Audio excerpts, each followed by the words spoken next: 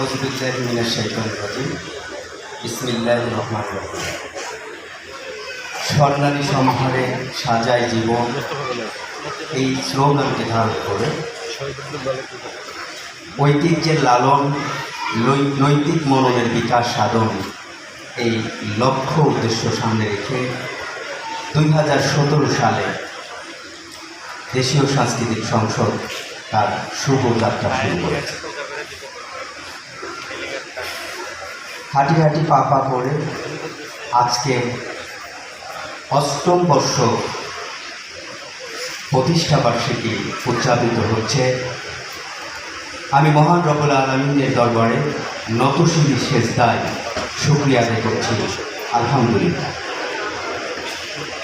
সর্বকালের সর্বশ্রেষ্ঠ সাংস্কৃতিক ব্যক্তিত্ব আমাদের প্রিয় নবী হযরত মুহাম্মদ সাল্লাল্লাহু আলাইহি ওয়াসাল্লামের প্রতি দরুদ ও সালাম পেশ করছি, সাল্লাল্লাহু আলাইহি ওয়াসাল্লাম। আজকের এই প্রোগ্রামের শুরুতেই খুব বেশি মনে পড়ছে, স্মরণ করছি বাংলাদেশের সুস্থ সাংস্কৃতিক আন্দোলনের রূপকার কবি মতিউর রহমান মল্লিককে, যার হাত ধরে বাংলাদেশের শহর নগর গ্রাম থেকে একদম রুট লেভেল পর্যন্ত ইসলামী সংস্কৃতি এই যাত্রা শুরু হয়েছে, পৌঁছে গেছে। মহান আল্লাহ রব্বুল আলামিন কবি মতিউর রহমান মল্লিককে জান্নাতের সর্বোচ্চ মর্যাদা দান করুন।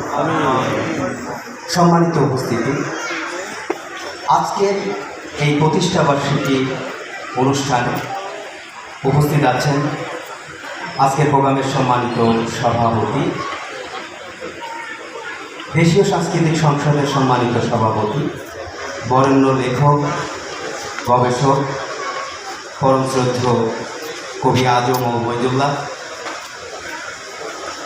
আজকের প্রোগ্রামের প্রধান অতিথি হিসাবে উপস্থিত হয়েছেন সমকালীন বাংলা সাহিত্যের প্রধান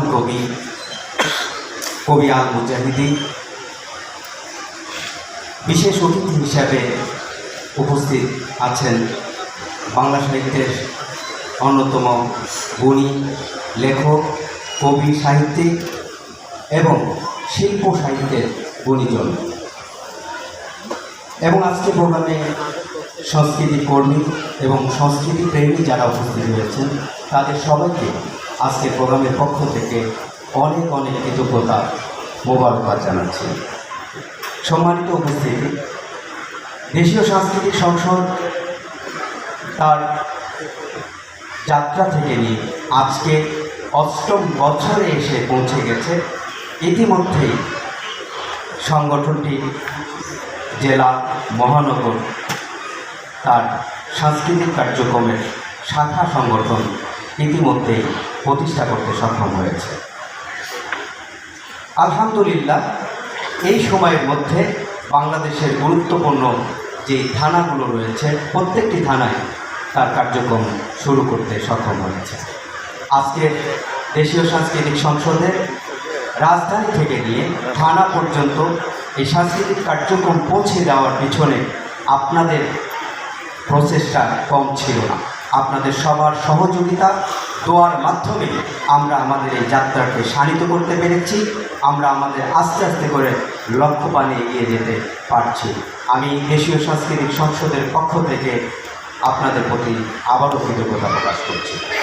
দেশীয় সাংস্কৃতিক সংসদ তার লক্ষ্যপানে পৌঁছার জন্য আপনাদের কাছ থেকে আরও অনেক সহযোগিতা প্রত্যাশা করবে। আপনাদের সহযোগিতা নিয়ে দেশীয় সাংস্কৃতিক সংসদ এদেশে মাটি মানুষের পাশে দাঁড়াবে সেই প্রত্যাশা করছি।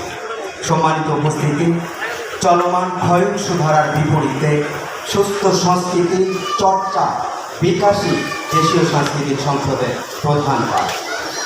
সারা দেশে সুস্থ সংস্কৃতির আবহ তৈরি করার মধ্য দিয়ে ভিনদেশী সংস্কৃতির যে ভয়াবহ আগ্রাসন, সেই আগ্রাসন মোকাবেলা করে বাংলাদেশে একটি সুস্থ সমৃদ্ধ সংস্কৃতি প্রতিষ্ঠা করাই দেশীয় সাংস্কৃতিক সংসদের অন্যতম কাজ। আজকে আমরা যে সময়ে দাঁড়িয়ে আমরা বিগত 16 বছর যে একটি কঠিন সময় পার করছিলাম, সেই সময় থেকে বের হয়ে আজকে একটি উন্মুক্ত পরিবেশে আমরা কথা বলছি, আমরা আমাদের কার্যক্রম পরিচালনা করছি।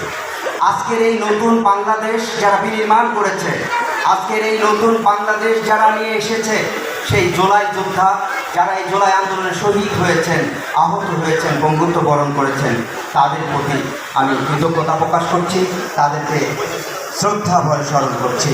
মহান রব্বুল আলামিন জুলাই আন্দোলনে যারা শহীদ হয়েছেন তাদেরকে শাহাদাতের মর্যাদা দান করুন।